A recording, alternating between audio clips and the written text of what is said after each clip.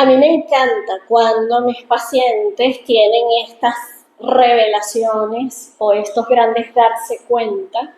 que pueden ocurrir dentro del consultorio o fuera de él, como ocurrió en este caso,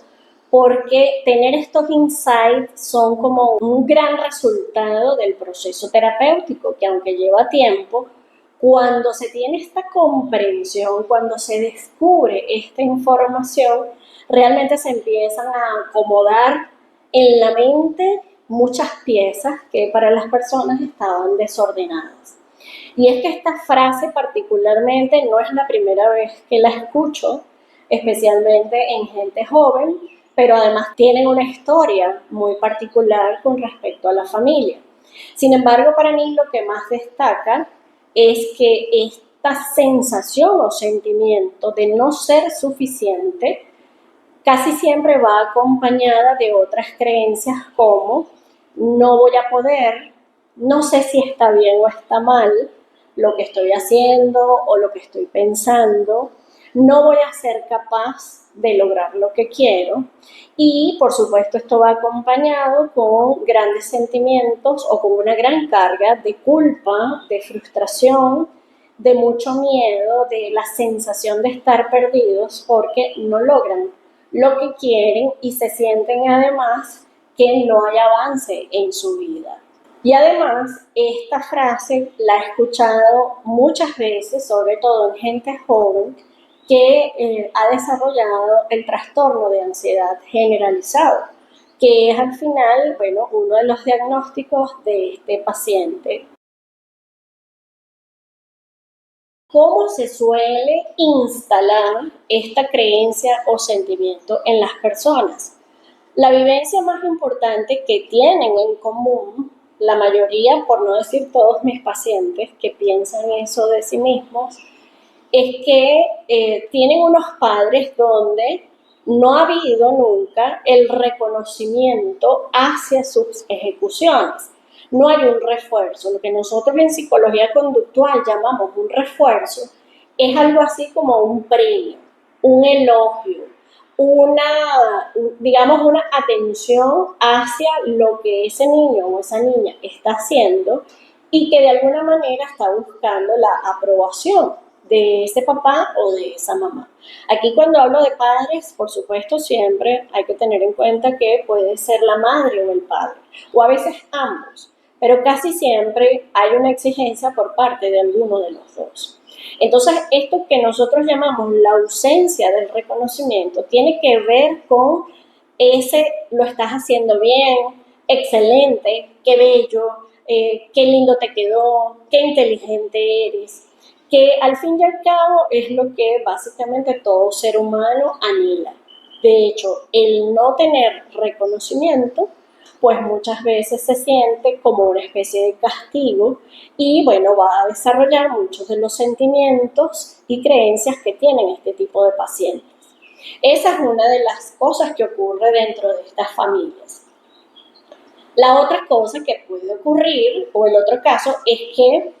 no haya ningún tipo de reconocimiento positivo y más bien lo que haya sean muchas descalificaciones, muchas críticas negativas hacia ese niño o esa niña que al final va a tener el mismo efecto. Y una tercera manera en que también se puede instalar este sentimiento o creencia es el hecho de que sí hay un refuerzo o reconocimiento, sin embargo, siempre va acompañado de un pero, como ocurrió en este caso. Fue como hasta gracioso la forma como mi paciente entendió este estilo de comunicación de su mamá, particularmente porque esta era su forma de hablar, es su forma de hablar aún. Pero él no lo había visto y por eso es que los darse cuenta, los insights son tan importantes y llegan de alguna forma como introspectivamente, ¿sí? Y cae como un coco en la cabeza, básicamente, para poder entender toda esta información. Mi paciente venía justamente la sesión anterior a este evento de trabajar cómo tomar una decisión que él tenía que tomar para solucionar un problema. Quería negociar un día en el trabajo por lo menos durante un mes o mes y medio, para poder dedicar ese día a una formación que está haciendo, pero que como siempre ha empezado cosas y no las terminaba, él quería realmente terminar esto y está, por supuesto, en ese proceso. El tema es que tomar esta decisión es complicado porque la mayoría de estos pacientes, por supuesto, se sienten sumamente inseguros y dudan mucho de cómo hacer las cosas y por eso no terminan ejecutando. Entonces, habíamos trabajado en este proceso cómo tomar la decisión para poder plantear en el trabajo esta situación. Bueno, quedó en que iba en la semana a tomar su decisión de acuerdo a la metodología trabajada y bueno, en una conversación informal con su mamá mientras iba conduciendo el vehículo, está compartiendo el hecho de haber tomado esta decisión y le está contando, bueno, lo que él quería hacer para poder completar o cubrir las dos cosas, cumplir con todo el mundo y estar bien. Y después que él comenta la decisión que había tomado, que era de verdad hablar con el jefe, la respuesta de su mamá fue, bueno, bien, pero no te vayas a quedar durmiendo ese día libre. Entonces, eso para él fue como si le hubiese explotado la cabeza, así como que, bueno, ¿qué tiene que ver una cosa con la otra? Pero fue además entender que es que siempre había sido así para él. Al final siempre había un pero, y ese pero tenía que ver con un cuestionamiento hacia su forma de manejarse en la vida. Pero además el darse cuenta de que esto había sido desde niño fue lo más impactante para él. Y por supuesto, ya a partir de allí, entonces teníamos que trabajar, ok, entonces ya entendiste que el del problema no eres tú, que tiene que ver con esta imagen con la que te está viendo tu mamá y que de alguna manera es su estilo de comunicación y eso no va a cambiar. Y por eso él también se dio cuenta de que a raíz de esto entonces no le quería contar sus cosas, estaba como muy cerrado, siempre tenía miedo de que lo fuesen a criticar o a cuestionar su mamá o su papá y en este momento fue que entendió qué era lo que él le había estado pasando gran parte de su vida, desde que estaba en primaria estudiando. Ahora, ¿cuáles son las características de estos papás? Porque una de las cosas que hay que trabajar en terapia, sobre todo en las relaciones familiares, es entender, bueno, cuál es tu problema y cuál es el problema de los demás. Pero los padres y madres de estos pacientes tienen unas características en común que prácticamente se repiten en todos los casos que yo veo en la consulta. Una de las primeras cosas que observamos es que básicamente son personas que no tienen ninguna conexión con el placer,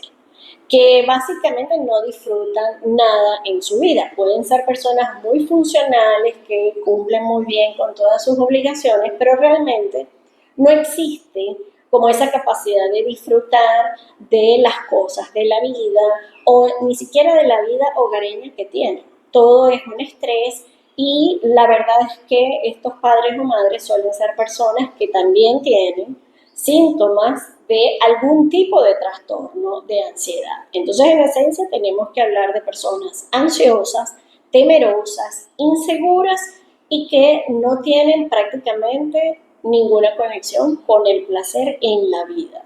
Entonces, como no conocen el placer, realmente nunca están satisfechos con nada. Y una de las cosas que le pasa precisamente a los pacientes que se sienten que no son suficientes es que como que no logran complacer nunca a los padres, no reciben precisamente esa respuesta grata en su verbo o en su actitud que les haga saber que lo que están haciendo está bien. La otra característica de estos padres y madres es que son personas sumamente exigentes, tanto que pudiese parecer que siempre están buscando la perfección. Y bueno, ya tú y yo sabemos que la perfección no existe. Sin embargo, son personas adultas que exigen a los hijos e hijas que hagan unos comportamientos que probablemente ellos ni siquiera los tienen. De hecho,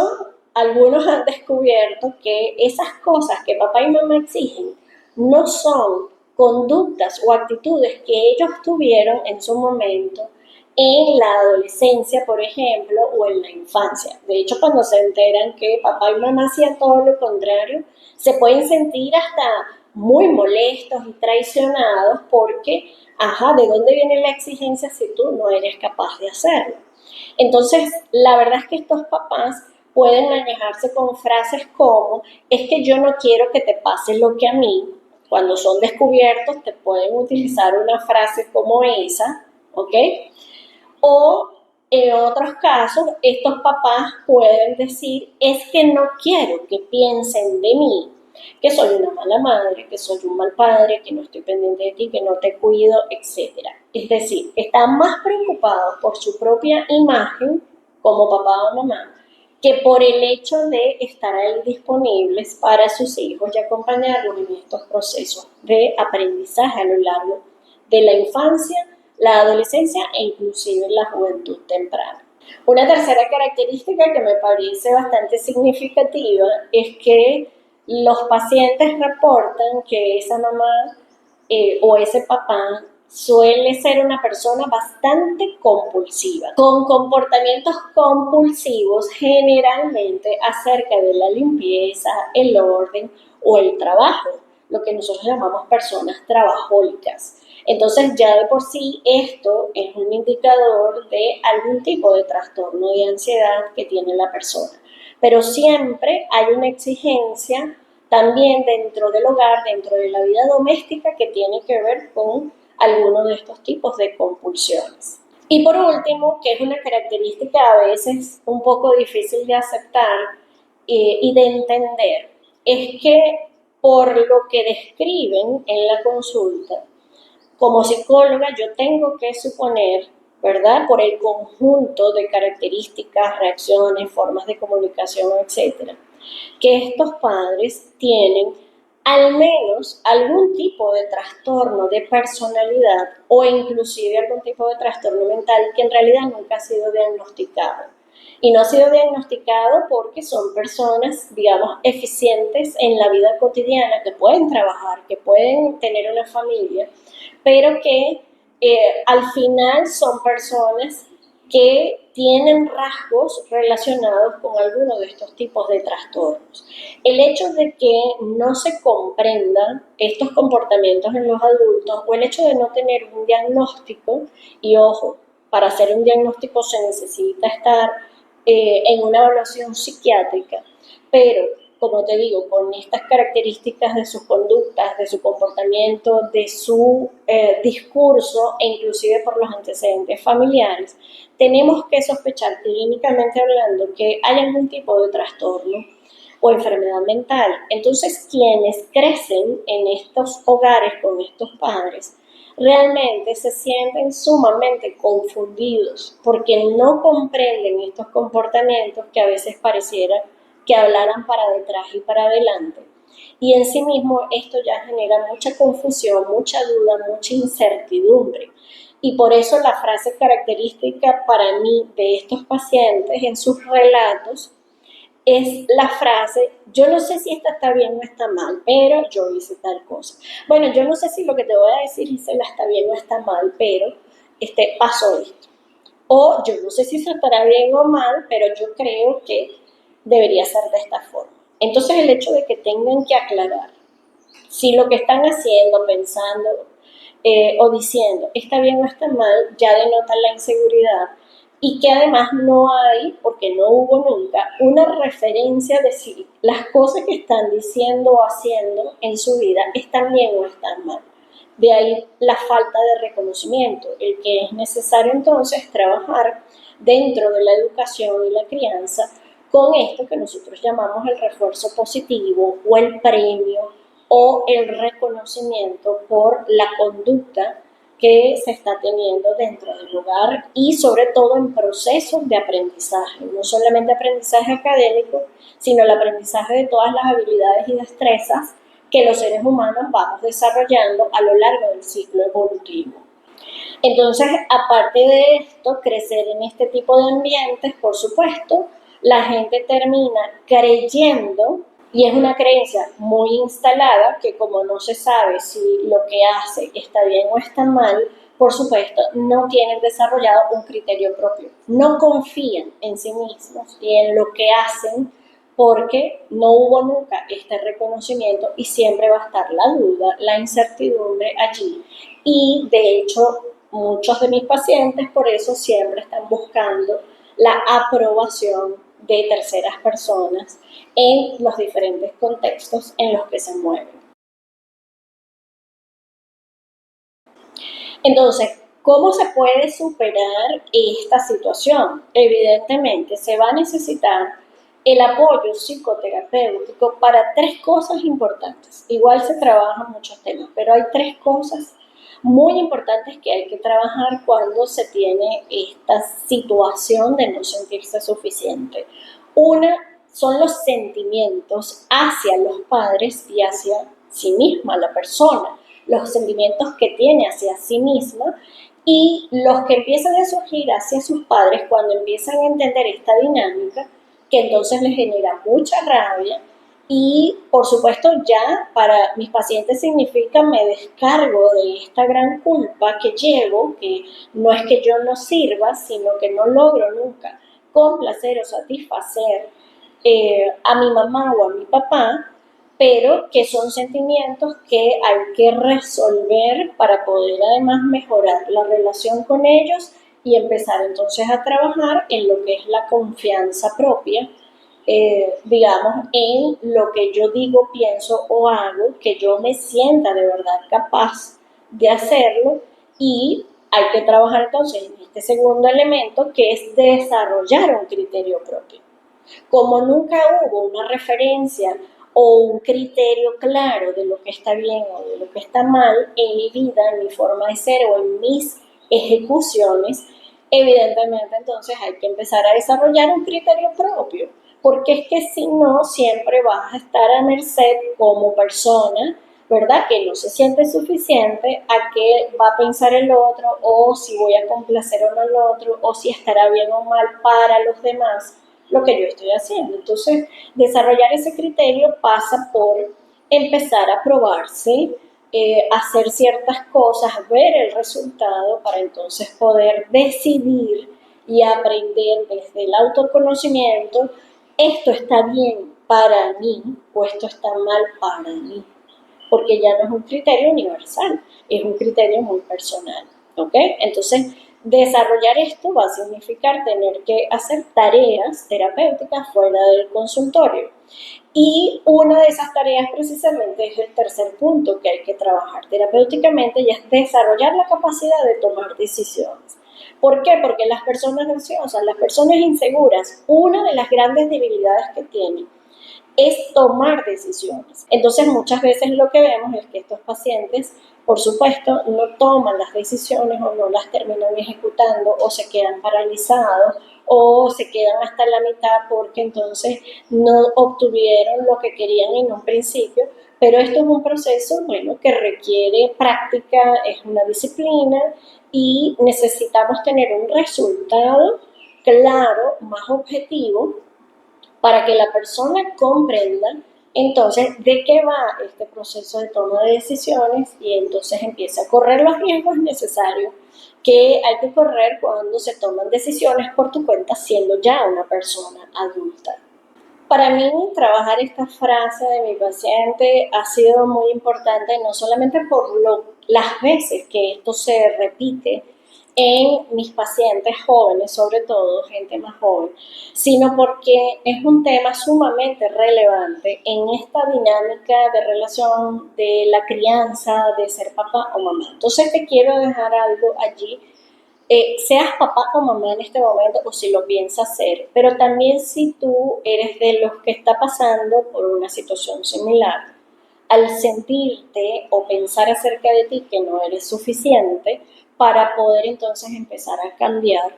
esta visión acerca de los padres y los sentimientos que se tienen hacia ellos. La verdad es que los hijos siempre van a ser mejores que los padres.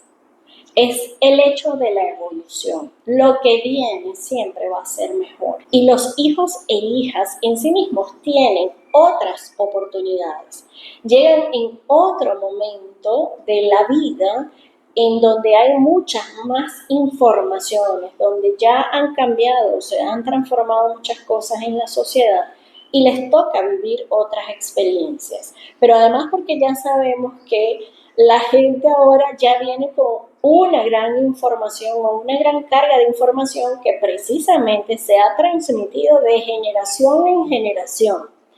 porque lo que viene siempre va a ser mejor. Entonces es sumamente importante respetar y comprender esta dinámica, tanto para los hijos que comprendan que tienen el derecho y que les tocó algo mejor para que no se sientan culpables y puedan aprovechar esas nuevas oportunidades, pero para papá y mamá, porque es necesario no solamente respetar y comprender esta diferencia generacional, sino que es necesario acompañar a tus hijos e hijas en sus propios aprendizajes, los que les corresponde en su momento. Entonces, esta visión acerca de la evolución humana creo que es necesario para dejar de exigir la perfección, dejar o tratar de evitar que no vivan cosas que los padres vivieron, porque además no lo puedes evitar, no es posible. Trabajar lo tuyo a través de tus propios hijos, porque de hecho son otros seres humanos distintos en otro momento diferente. Y otra cosa que para mí es muy importante es que tú puedas hablar de ti, de tus experiencias, de cómo fue para ti como padre o madre en tu momento, cuando eras un niño o una niña, porque esta información también ayuda muchísimo a que los hijos puedan comparar y ver y agradecer o de alguna manera aceptar la diferencia en la realidad que les corresponde a ellos. También les ayuda a